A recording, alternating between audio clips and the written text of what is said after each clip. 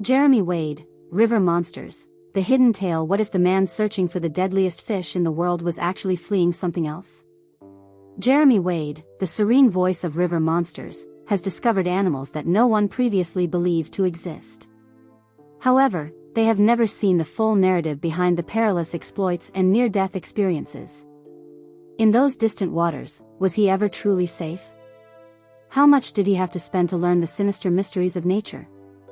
Wade's emotional journey around the world is depicted in this video, along with what he lost and what he gave up. The true state of affairs underneath the surface. The Inquisitive Boy from Suffolk. Before he caught Goliath catfish in remote locations across the globe, Jeremy Wade was a quiet boy from Suffolk, England, who grew up close to the serene River Stour. In 1956, Jeremy was born in Ipswich. He didn't have a wild or adventurous childhood. Despite the tranquility of the English countryside, he sensed a stirring within himself. It had a profound fascination with water and the creatures that inhabited it. When he was 7 years old, more out of curiosity than enjoyment, he snuck down to the river with only a rod and line. He had a large mind, but his environment was small. Jeremy was raised in a calm, well-organized, and scholarly household by his father, a priest. However, he had no interest in religion. He was more intrigued by the unknown, by things like the unseen critters, the water's ripples, and the abrupt tug on a line. His first education was the rivers and streams of England. He observed every movement of the rod, every swirl of the water, as if he were reading signs from another universe. He learned to wait his turn more than anything else. Fishing didn't provide him with immediate satisfaction, but it taught him to observe, wait, and appreciate things he didn't entirely comprehend. Jeremy was motivated to learn more about science since he was inquisitive and responsible. He graduated with a degree in biology from Bristol University. Here, however, he grew more interested in learning about the significance of natural balances in freshwater systems, not just fish.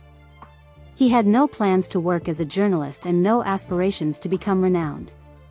All he wanted to know was why these items were so difficult to locate. He obtained a license to teach biological sciences after graduating from Bristol. Although formal education was always crucial, it was never sufficient. The true knowledge and wonder, he believed, lay outside the classroom, in rivers that were hardly charted and teeming with fish that no one had ever seen.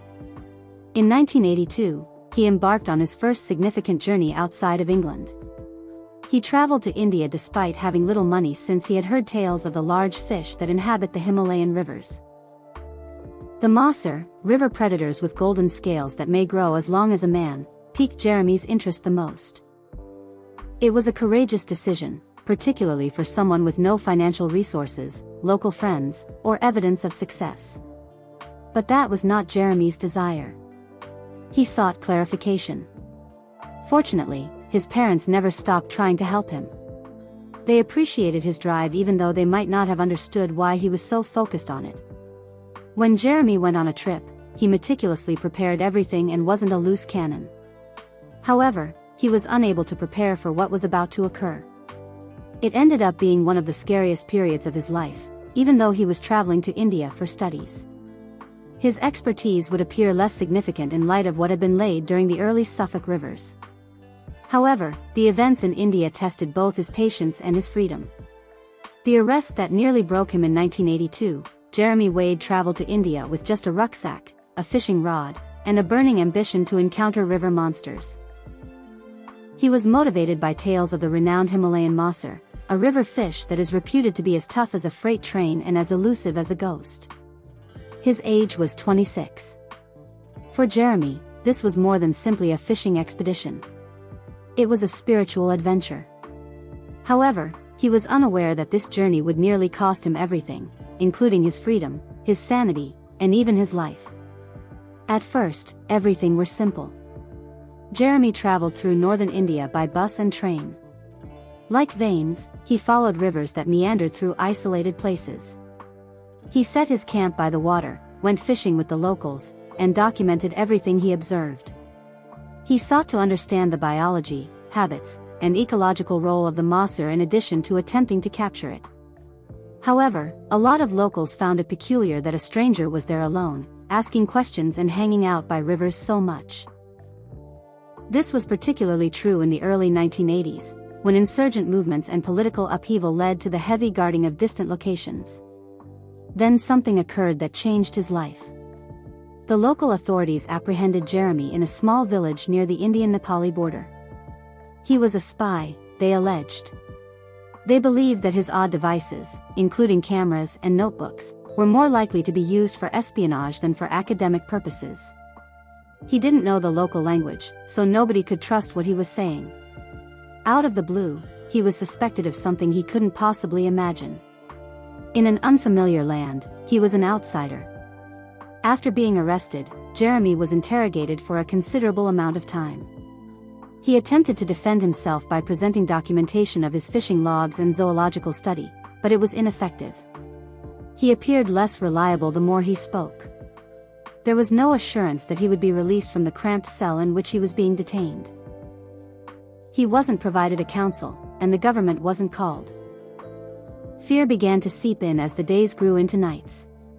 The length of time he was detained has not been made public, but Jeremy later described it as one of the worst periods of his life, not because he was tortured or abused, but rather because he felt powerless. Fear of what's not known. He had doubts about his ability to escape. If he did, how did he accomplish it? Would his relatives at home even be aware of his whereabouts? Could someone find him? Jeremy's life was ultimately rescued by a fortunate turn of events and the generosity of a local police officer. Because he was familiar with fishing, one police officer who knew Mosser's name trusted his tale. Jeremy was released. He wasn't wounded, just shaken. He was no longer the same person. It was a taste of what it's like to be on the outside, and it went beyond simply getting detained. And how easily interested parties become into threats. When someone isn't in their own little world, it shows how weak they are. He didn't fish for days after returning to the river. All day and night, he sat in the same place, gazing at the ocean while attempting to reassemble himself. It didn't seem to matter that he had completely forgotten about the Mosser by now. The fact that he survived was all that mattered. He subsequently referred to the arrest as a brutal awakening, since it made him realize that he didn't need to be a skilled shooter to escape life's frightening dangers. He managed to get through it, but the tension would follow him into more difficult circumstances. Venturing far into the Amazon is risky. One of the most perilous and peculiar locations on the planet is the Amazon River. It spans over 4,000 kilometers through dense jungle, supporting uncommon animals and a dynamic ecosystem teeming with predators, illnesses, and unrest. For Jeremy Wade, the Amazon was more than simply a destination, it was his obsession. On his journey into its peculiar center, he came dangerously close to death several times. Jeremy made his first significant expedition into the Amazon basin in the beginning of the 1990s. He chose to investigate the tale of man-eating fish that the people were telling him because he was not a famous scientist or fisherman at the time. According to legend, these fish included the red-bellied piranha, the arapaima, and even river stingrays that could paralyze a man with their poison. He wanted to distinguish reality from myth. Their trip started in Brazil and ended abruptly in Peru, where Jeremy went into the wilderness with a group of native fishermen to locate isolated streams. They traveled by boat to their destination, slicing through dense trees with machetes. There, they subsisted on the soil. Not a lodging facility. For miles, there are no cell towers. No hospitals are in the area. The grandeur of the landscape was diminished every morning by the realities of snakebite, jaguar sightings, tropical storms, and unidentified aquatic parasites. One major issue was getting enough drinking water. But it was Jeremy's body that nearly took his life. After weeks of exposure to extreme humidity, contaminated water, and insufficient nourishment, Jeremy developed a severe parasite infection. Headaches and fatigue were early symptoms that rapidly worsened, resulting in vomiting, lightheadedness, and a high fever. He stumbled when he walked and had trouble keeping meals down, eventually describing it as being locked up inside one's body. Every day of the week, locals had to keep an eye on him. Their survival was not guaranteed. If the fever didn't go away, he might as well die out there. But he would not go. Jeremy reasoned that if he abandoned the endeavor, he might never have another opportunity to capture something truly remarkable. He slept in a hammock at night, his body trembling and his shirt moist, listening to the eerie howler monkey noises. He pondered whether this was the way things would turn out, alone, nameless, in a wilderness that didn't give a damn about him. It needed a combination of self-care and perseverance for the fever to begin to subside. One of the largest freshwater fish in the world, the arapaima, was the fish he captured at that moment. He had never caught a fish as spectacular as this one. Despite being 7 feet long and weighing over 200 pounds, it has been eluding scientists for years. Its dietary habits, behavior, and biology were mostly unknown. In addition to catching it, Jeremy also recorded it, examined it, and collected enough data to produce scientific findings. He was damaged, thin, and many pounds lighter when he returned from the trip, but he was also a completely different person. When the Amazon attempted to kill him, she nearly succeeded. However, he received something deeper in exchange, an awakening. They were frightening fish, but they also spoke to our place in the natural world. How frail we truly are. And how we don't believe that some locations can swallow us whole are the scariest things, not always the water. A private tragedy, with sharks, stingrays, toxic catfish, and swift-moving rivers that could submerge even the most skilled swimmer, Jeremy Wade has spent a significant portion of his life in terror. However, not all risk originates from the outside. In the background, out of view of cameras, and out of earshot during chats, are some people. A personal tragedy that Jeremy never intended to discuss was also one of the scariest aspects of his life. Jeremy has a reputation for being quiet and collected. When a crocodile is nearby or a shark circles his kayak, the man remains calm. However, throughout the latter River Monsters seasons, fans noticed a shift in him. His eyes appeared to have somewhat less brightness in them. As he continued, his story became more reflective. The shows made me feel heavier in addition to making me sound heavier. Although Jeremy has never told everyone the complete tale, both his lifelong friends and others who work on the show have made references to a loss that deeply affected him during the show's height of fame. In a 2016 interview, Jeremy stated that he quit shooting due to personal problems and exhaustion. However, behind the scenes, others believe he lost a close family member or a long-term companion, or someone very dear to him. In addition to never discussing his unhappiness on the show, Jeremy has never disclosed it to anyone in public. But the signals were visible to those who looked closely.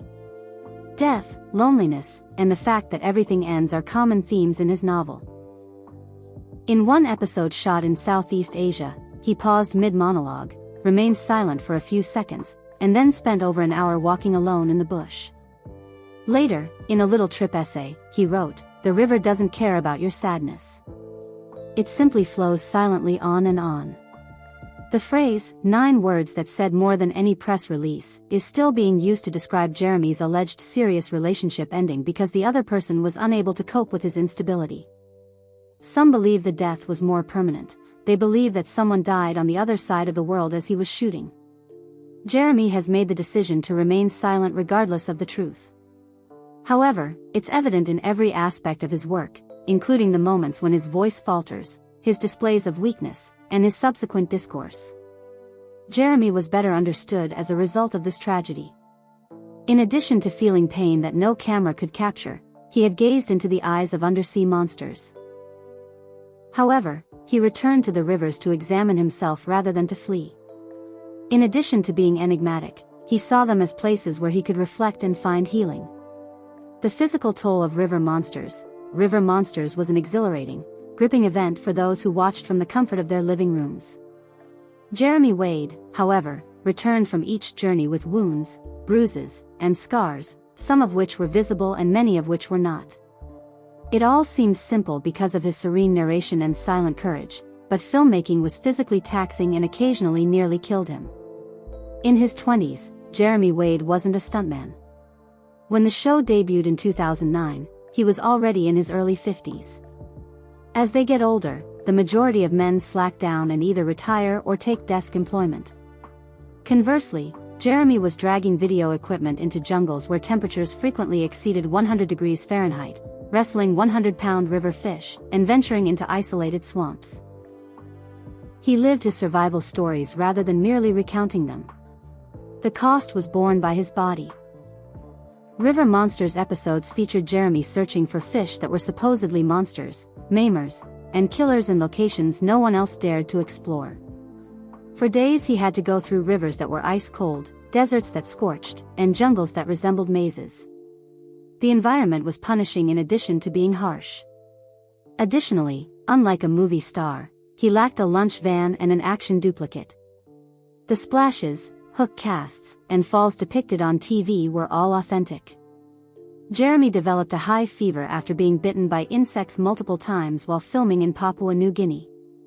He was then diagnosed with dengue fever, an illness carried by mosquitoes that results in excruciating joint pain, excessive fatigue, and dangerously high temperatures. He stayed to complete the filming even though he should have taken a plane home.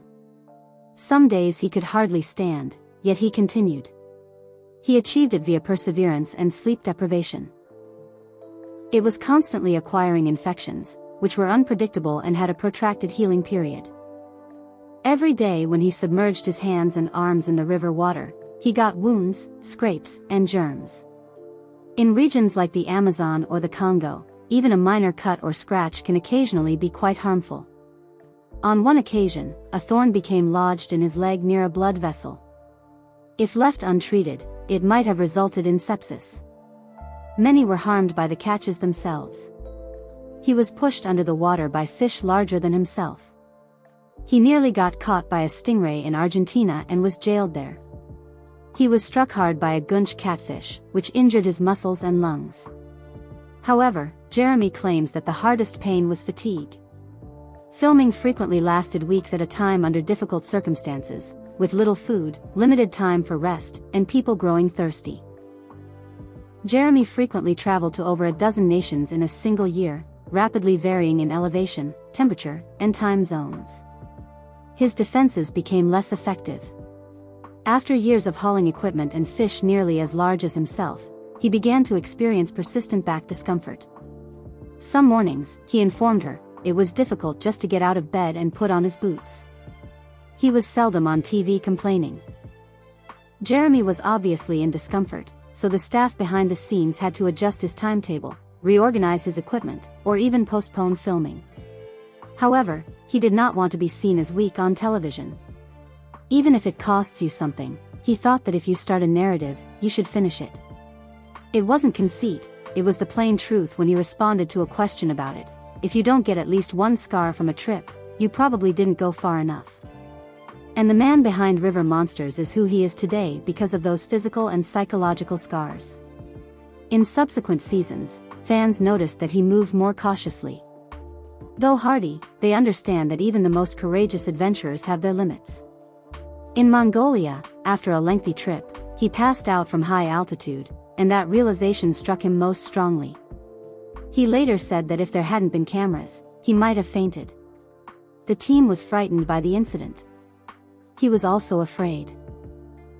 He was cautious after that, not because he was scared of the rivers, but more because he was aware of the price his body had already paid for them.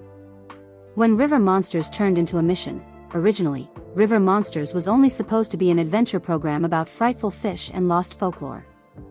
However, as the years passed, a change occurred. For Jeremy Wade, catching fish was no longer the only goal.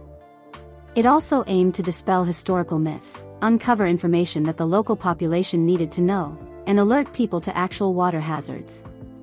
You start with a story about a monster, but what you often find is a much bigger story about the people who live with that fear, Jeremy once stated. The event took on a deeper significance as it transitioned from a show to a service. The monsters were frequently misinterpreted creatures that were occasionally in danger or reacting to humans interfering with their life. Others accused them of being responsible for unrelated incidents. Consider the events surrounding Death Ray in Argentina, for instance. Villagers around the Parana River said that they were being killed by enormous freshwater stingrays. However, Jeremy's investigation revealed that the stingray's aggressive behavior was a result of environmental contamination and unlawful dumping. They were merely reacting to a ruined environment, they weren't pursuing individuals. Following that, environmental harm, pollution, and climate change continued to surface. Jeremy began collaborating more with local specialists and environmentalists. He even provided life jackets and survival advice to residents of riverbank settlements, teaching them the fundamentals of water safety. This was displayed on video that seldom ever appeared in the last episodes. In the background, river monsters occasionally assisted humans by transporting fishing gear, water filters, and medical supplies to isolated locations. In some parts of Asia, South America, and Africa, his name meant more than just being well known on television. It meant assistance. River Monsters ran for 9 seasons with 50 episodes in more than 30 countries until its final episode aired in 2017. The tale of Jeremy Wade, however, did not stop there. Notoriety had never been his aim, and he had little interest in side endeavors to attract notice. Instead, he returned to the sea with a renewed sense of direction. Jeremy Wade examined rivers that were under risk of drying up, including the Yangtze, Ganges, Amazon, and Mississippi, in his book Mighty Rivers. He did this to learn what was killing these large rivers, not to hunt monsters. It slowed down and forced me to reflect. To learn more about the human and natural factors endangering these seas, Jeremy spoke with scientists, fishermen, and environmental activists.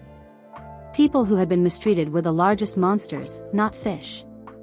He launched the investigative program Dark Waters in 2020, which examined weird sightings, poisonous water incidents, and mysterious disappearances. The program combined mythology, science, and crime solving. When Jeremy wasn't on TV, he returned to teaching. In addition to giving speeches that combined adventure with teachings on patience, strength, and respect for the natural world, he authored books such as How to Think Like a Fish and River Monsters, true stories of the ones that didn't get away. The tale of Jeremy Wade is one of perseverance, passion, and tenacity. He occasionally confronted threats that no camera team could adequately document, stared into predators' eyes, and carried personal burdens that no one would ever know about. Nevertheless, he keeps returning to the water, not only to see the monsters, but also to understand their submerged meaning.